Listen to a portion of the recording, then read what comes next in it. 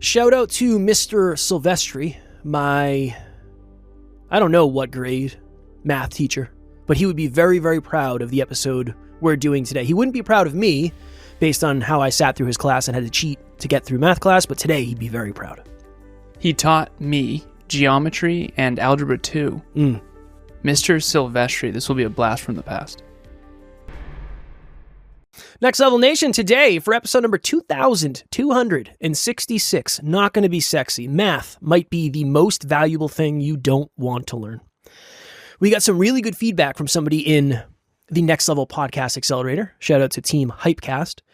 And this person sent a video message in the group, which I always love working with podcasters. They send audio messages and video messages all the time, so it's the best. And they said, I've had a surprising win from this group coaching. And one of it was I lowered my prices and now I have the most clients I've ever had and the most calls. And they said, but the thing is, I've been tracking everything I do and it's really important and it's really valuable for me to be able to look at the math and add up how many things I've done that have led to how many of these things that have led to how many of these things. And I just feel like, I don't know, so many of the skills that I avoided when I was younger and so many of the lessons and subjects that I ran away from have been the things that have been the most valuable later in life. And math might be the most valuable one out of all of them. You can spell check in Google Docs. You can spell check in ChatGPT. When it comes to math, though, as you move through life, I just think it helps you understand probabilities and all of that. So I know you've been waiting to do this episode for almost 9 years now. Here we are. It's here. I've been waiting to do this episode my entire life. Forever. No. I want to start off with, do you remember when Mr. Silvestri used to talk to the whiteboard? Yes. He used to turn around and talk to the whiteboard and say, nobody's listening to me. I don't know why, but nobody's listening to me. Should I talk to you? Just talking to the whiteboard. It's got to be hard being a teacher in Uxbridge, Mass. Do you think Mr. Silvestri is still with us? That was almost 20 years ago. He was probably in his, 60s at that point? I wonder if he's still with us, Mr. Silvestri. Yeah, I don't know. Isn't that crazy to think of? Yeah, it is. Wow. Well, to bring this to our listeners, other than reminiscing about the fact that Kevin and I went to high school together, is success and mathematics, how are these connected? The better question is, how are they not connected, in my opinion? So, Emilia and I went to the gym last night on Gratitude Day. I'm calling it Gratitude Day, which hopefully is every day. I'm grateful every day. But there is a charger at our gym that we just started using. We got this new attachment. It's not a Tesla charger, it's an EV charger, and we have a new attachment that works. And in real time, it said 8 hours and 6 minutes for a full charge. And I knew we were at 43%. And she said, what does your brain tell you? And I said 10%. Because we're going to be in the gym for a little more than an hour. And I unpacked it for her on the whiteboard when we got home. Because she's like, how did you do that? It ended up being 52.5%. 52, it was almost 53. And I said, nice. I don't know what my brain did to calculate that. I just knew it would be about 10%. And then she's like, can we unpack it when we get home? Yes. This is what my brain did. I'll be brief with it. It was at 43%, which if you do 100 minus 43, it's 57. I rounded it up to 60. So there's 60% left on this Tesla to get it to 100%. We hammer right past the buffer, right to the 100%, not to waste time. But if you do have an EV, you realize that the last 20% takes like a third more time. It takes a lot more time. So I did 1/6 is 10%, but it said it would take 8 hours and 6 minutes. And I knew that the tail end was the majority of that 8 hours and 6 minutes. So I kind of did that math in my head and I figured it would be around 10%. Ended up being 9.5% when I did it on the whiteboard. The point I'm making of this is not to confuse anyone, not to have you shut off. The point is my ability to do mathematics helps me predict outcomes in advance. And when you can predict outcomes in advance, Let's talk about why that's valuable. It gives you certainty. That's number one. Yeah, that's great. You get a lot And of when you certainty. have certainty, you can Make better decisions. Yeah, make better decisions. You also feel a stronger sense of control in your life, so you're less anxious. I think the more predictions you make, it's going to be maybe the dumbest thing I've said in my entire life. The more predictions you make, the more predictions you're comfortable making because you know whether they went right or wrong. All the time, you'll hear me when Alan brings up a math equation. I always say, wait, let me try to do it. The reason I always say that is because I want to see whether or not I'm closer than I would have been in the past. So that's what the scientific method is. It's make a prediction and then test your hypothesis. It's literally what the entire scientific research community, the whole fucking scientific world is built on that. But I think you got to make it in private. I think you have to make the prediction in private because when you make it around other people, they like to shit on you when you're, 10%, huh? It was only 7%, you dumb bastard. Okay. I'm sorry. Yeah. I'm sorry. I was wrong. So I think you have to there's certain predictions I think you have to make in private because when you make them in public, it just doesn't always bode well, especially if your friends are not nice people. And also, okay, so I said 10%, it was 9.5. Would someone think I was wrong? If you don't know math, you don't know that Is is actually a really minuscule miss. Yeah. Yeah, that's plus or minus 5% error. Yeah. That's like great. It's really good. It's unbelievable, actually. But if you don't know that, it's just like, oh, you said it'd be 10. I've realized this, and this has been hard for my engineering brain. People take what other people say literally, and there's always ambiguity in everything. So if I say Kevin is 5'6", he's not actually 5'6". He's 5'5.5", and we're rounding up to 5'6". Like, no one's actually... I'm not 6'2", I'm 6'1 3/4". Everybody fucking knows that. No. I don't assume you're exactly 6'2", but I don't know what the actual number is. I'm guessing it's not 6'3", because you probably would round down, but... Well, let's share this. What was the...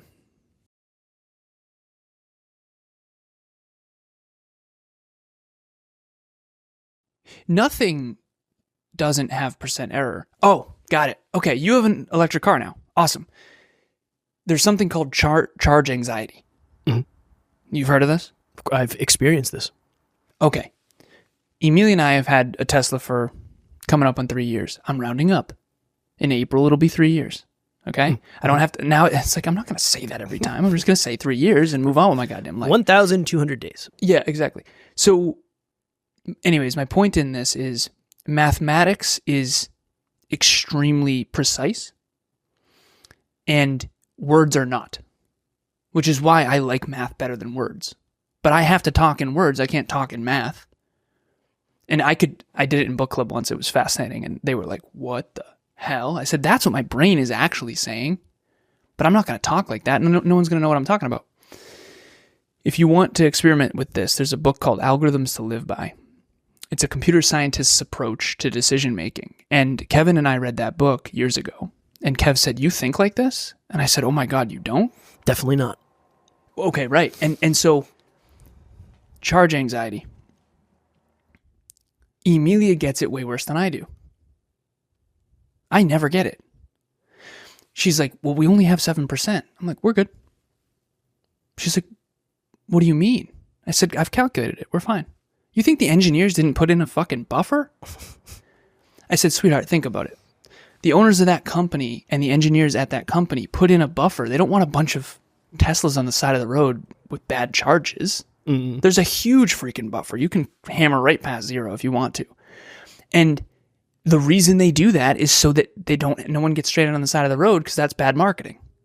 Right? And don't associate me with any of this. The point is, Tesla, the whole thing, Elon, none of that. That's not what I'm talking about. What I'm talking about is business and products and mathematics. I said, sweetheart, we're fine. You can bring that thing down to 3%. We're fine. I've gotten it down to 0 miles. Yeah. It's probably not the There's a healthiest buffer. thing. There's a buffer. The problem for The me, software is set up to where there's extra, just like in the gas tank. well, You can hammer that's right always past been the E. that's always been my thought. One of the first things I did when I got my car was I Googled how much past zero can you go, just so I know. Like, let me. Your anxiety. I drove solve that it thing with to certainty by 100%. looking things up. It's 100%. hilarious. Yeah. I drove to New Jersey for my clients a couple weeks ago, and I was like, dude, I had it mapped out. Like, I had it absolutely mapped out. It was the best. Well, when you crunch numbers, you actually have a really high degree of certainty about things. So if you're concerned about getting eaten by a shark, or you're concerned about getting eaten by a bear in the woods, or you're concerned about, like, you can solve all of that. I solve all that with math. Like, I'm just not. Let's talk about it from a success perspective. Yeah. Okay. Because I know right now we're this is new talking for you, right? Yes. You were not mathematically inclined. No, was mathlete a thing in our school?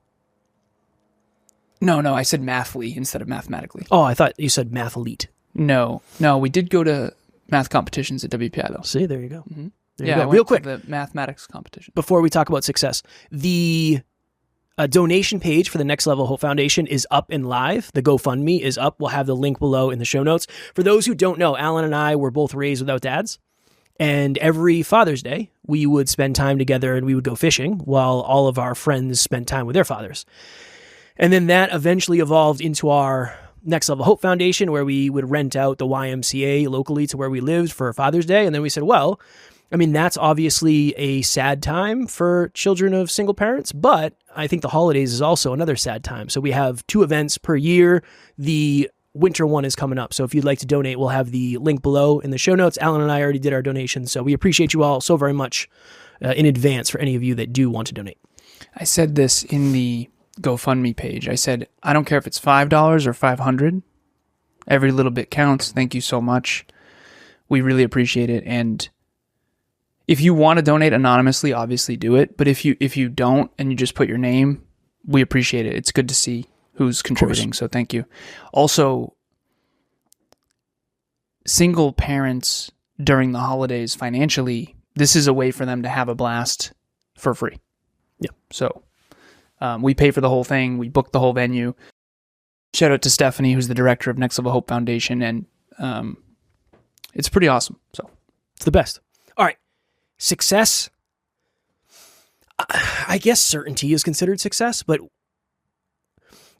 person A understands math and they understand numbers and they know how to measure numbers. Mm-hmm. What advantage do they have over person B who doesn't think of anything as any level of math equation? So that was me. I was person B for sure in the beginning. Person B has no idea what to do and what not to do. And then they don't know. Say they do something and it gets a good result. Do they know? They don't know why they did it in the first place or why it got the result. This is a great conversation, and I'm going to send the team a screenshot of something called the map of mathematics. There's a YouTube video that goes with it that I sent to all my clients once, and I said, if anyone's wondering why I'm weird, this video shows why. And it talks about all the different modalities of mathematics, everything from geometry and trigonometry to constraint theory, chaos theory, game theory. It's a way of thinking. And if you have found Google or AI or ChatGPT, which are the same things, but Google uses AI now, and what's it called? Gemini? I think Gemini for Google, and then ChatGPT, and then there's ALEXA. We have an AI on that now too that you can pay for. It's actually pretty amazing for learning. But all of those are built in mathematics. Why is AI so scary? Because it can calculate everything. Human beings can too. So if you don't know math, though, you kind of can't.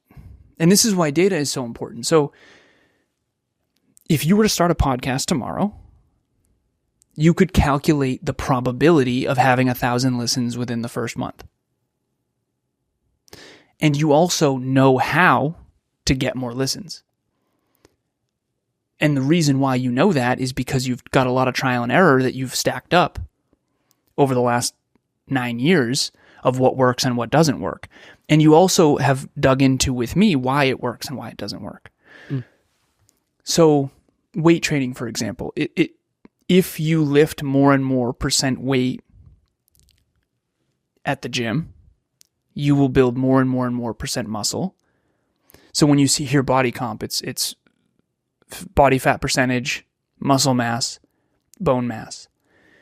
And everyone who wants to look good at the beach, you basically can't if you don't understand mathematics unless you wing it. The problem is the people who wing it actually are doing math. They just don't know they are. So you used to be in shape. You were doing math. You were calculating, okay, this work, this not work. And I know I just made you sound really dumb there. But one of the things that's really challenging is life is more like a chess game that's got infinite pieces. So a computer, an AI, can beat a human being at chess every single time because it can calculate every possibility of every move and then pick the most optimal move. Success is the same thing, but there's not 34 pieces. There's infinite pieces. Like everyone right now, watching or listening, the next move you make could be anything in the world. You could go for a walk. You could go for a run. You could go to the gym. You could read a book. You could drink coffee. You could talk to your spouse. You could go on the internet. You could do... One of the reasons why I think people are so lost nowadays is because there's too many options. And if you can't calculate what options are bad for you and what options are good for you based on your goals, you're basically going to just fall down the rabbit hole of all the horrible things that are pleasurable but awful for you. And you won't be successful and you won't be fulfilled. I was tracking calories before If It Fits Your Macros was a thing, first of all. So put some respect on my name, first of all. There's math. There's math. Yeah, you called it the law of thermodynamics. The law of thermodynamics, yes. Calories in versus calories out. Calories in versus Where calories did you get said scientific understanding? I studied to be a National Academy of Sports Medicine personal trainer. And that's NASM. where I learned NASM. That's where I learned about it. All right. So if everyone out there wants to be more successful, how do they use math to do? That's a really challenging question because it depends. I don't know. I wouldn't have as good of an answer as you because for me, I use it every day for a million things. Like this client wants this thing. How much extra do we have to charge to actually make sure we don't go out of business? How long is that going to take? Okay, that's how long per episode. I need to multiply that by 4 to get the monthly. Okay, let's figure that out. I just think it'll give you more certainty. That's one. And 2, it will give you more factual data. If you're not, okay, great example. Next time, don't do this, but imagine you do. Next time you're driving down the street, don't look at your speedometer and try to figure out how fast you're going. And you're literally going to say, I feel like I'm going blank speed. Then look, and you're most likely not going to be right because you're going by feelings, not facts. The speedometer is a fact. It's saying this is how fast you're going. I feel like having the right numbers in your own life are very similar. We were looking at a spreadsheet today, and the numbers have given me a lot of certainty that even though I feel like we are terrible and we're doing terrible, we're actually doing pretty darn good, all things considered. I would never know that if I only went by feeling. That. I think math allows you to override feelings with actual logical data that proves otherwise. Now, that's what Alan's saying about the odds of being in a plane crash or the odds of being attacked by a shark, all that. That doesn't really land with me because those are more experiences. But like... It doesn't help? It's got to help. No, because I think I'm the one. I'm just that unlucky. That's the most irrational shit I've ever heard. Where George the Great White is looking for a by that a thick piece of rationale, meat do you today. think you can win the lottery tomorrow by getting a lottery ticket? Definitely not, no. Just the bad stuff. It's the same idea. It's I know, the same but concept, just right? the bad stuff. Just the bad stuff. Well, that's just irrational fears. I know. That's just But I your think- amygdala going nuts. I think so many of us unfortunately deal with irrational fears. There's a lot of irrationality. And I think that's the thing about numbers and math is it allows you to actually take a real look at something and say, okay, based on this, and this. So again, you might have the data better than I. If you make $100,000 in the US, you are most likely in the top blank percentage. 5%. Whether you feel it or not, I can't speak to that. But factually, based on data, based on math, based on probability, based on statistics, based on measurements, you're in the top 5%. Yeah, 100%. I think it helps to know. Okay, and I know we got to jump in a second, but you mentioned rationality, so I want to mention book club. So this book by Steven Pinker, Rationality, helps you live in certainty of accurate data. And the metaphor that I can never get away from that I think is so powerful, and I'm realizing it'll be more powerful soon when other people experience it. Have you ever been in a self-driving car, Kev? Yes. Nice. Okay. Yes. And you were in a car that was driving itself? Yes. Okay, awesome. Yeah. Okay, how do you think that car calculates where to go? Math. Exactly. Yeah. The engineers the cameras are picking up data, and that data is taken in by the computer, the processor, and it's calculating in real time the probability that it's a bird or a car or a Mack truck or a road. Human beings are the same way. We're walking around, and our unconscious and subconscious brain are calculating probabilities, albeit more poorly. And if a camera is occluded in the self-driving car, it won't let you do self-driving because it has a blind spot. It's going to drive you into a lake. And without mathematics, self-driving cars would be impossible. iPhones would be impossible. The internet would be impossible. I watch a neuroscience TED Talk pretty much every day lately, or 2 or 3 every morning. I've been loving it. And if you look at the 83 billion neurons in the human brain, it's a network. It's very similar to the internet. My computer right now is connected to the internet, which is connected to all the other computers, which is connected to Kevin's computer, which is why we can do this virtually. And I've now realized, as a computer engineer, I know how all that works. And I don't want to say 100%, but like pretty well. And I now realize other people just like use computers, but they don't really know. Bluetooth, and I know that man. that comes off condescending. No, because Bluetooth blows my fucking mind. The music just goes from here to here. Plays fucking... Tara and I are looking for new places to live, and I pulled up... I was like, how do I screen share on my Mac to my TV? Like, there's got to be a way. You just press a button and it happens. Boom. Airplane. It's a miracle. Okay. Yeah. So Bluetooth is a signal that carries data, and then your monitor, your computer, your Mac is interpreting that data. Some would say signal. Other and by the people way, would say are just LEDs. Other people would say miracles. Either way. just mind blowingness. So when you hear 1080p, that's 1080 pixels. Yes. It means that there's 1080 little LEDs that flash based on ones and zeros based on the data it's picking up. So when you're watching a movie, you're not actually watching a movie. You're watching a bunch of flashing lights that look like a movie to simulate a movie. So anyways, we're not going to get too down the rabbit hole of all that. But what I do know is if you don't know math, there is no possibility that you learning math will not help you be more successful. The most successful people on planet Earth know mathematics. That I'm certain of. That is a mathematical certainty. Now, there are some exceptions. There are some exceptions. But the majority of success comes down to those who can think long term and reverse engineer outcomes in advance. All game makers, all iPhone builders, all engineers. Imagine if you took away engineers. You take away mathematics, you take away engineers. You take away engineers, you take away the internet, you take away phones, you take away self-driving cars, you take away cars, you take away planes, you take away everything. So engineers know how the world works. And you need to know too so that you can build and design a great life. I concur. Yeah. In the beginning, when Al and I were prepping for this, we said, well, what's the takeaway? What do we do? How do we add value outside of the conversation? And one of the things I did, I asked Alan, I said, hey, I want to learn math. I want to learn more about math. What do I do? And I went on YouTube, and there's a bunch of some of the best colleges on the planet just have free courses on YouTube. Mm-hmm. And you can literally... went to MIT.